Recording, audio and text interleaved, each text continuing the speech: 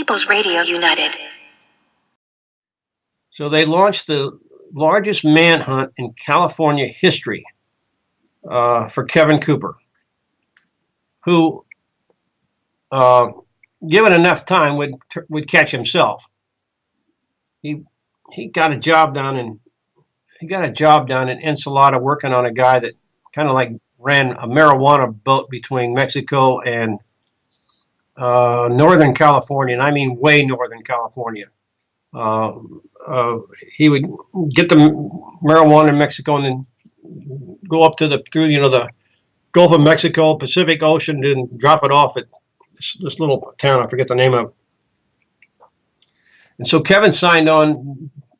Kevin thought, this is good. I get out of Ensenada, and he does this for like 5 weeks. He's on this boat, and the guy has guns on the boat and that kind of thing, and they trust Kevin. They leave Kevin with they have a small child, like a 3 or 4 year old child.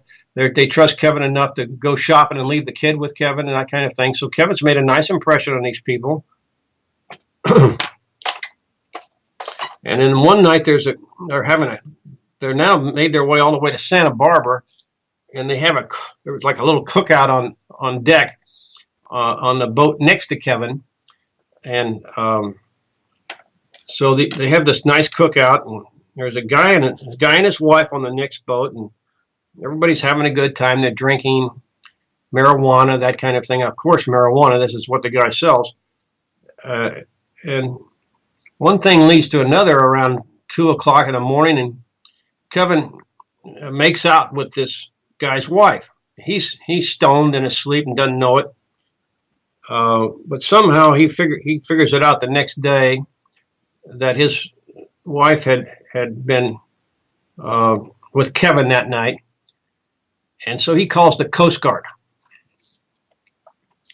And the Coast Guard, they come compliant. They come, sailing out toward this boat that Kevin's on, and he sees the Coast Guard, and he throws something in the water. I can't remember exactly what it was. It might have been like a knife you use on a boat to cut everybody on boats has knives.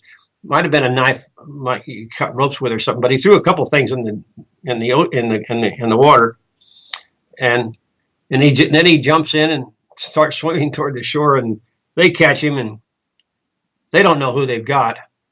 He's changed his name to Angel Jackson. And so they arrest him on this charge of rape, another rape charge for Kevin.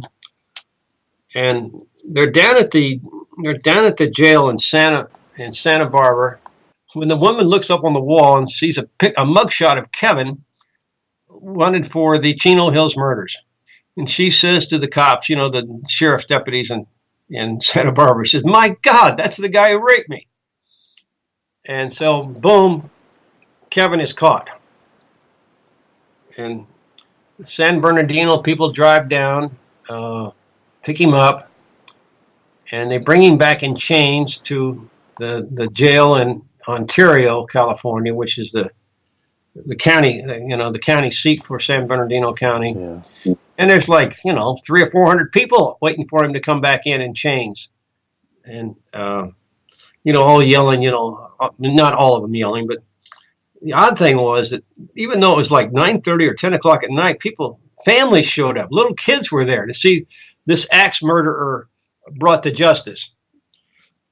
So Kevin's pretty well, everybody's assuming they've got the right guy, and so Kevin's now incarcerated again, and there'll be no further escapes.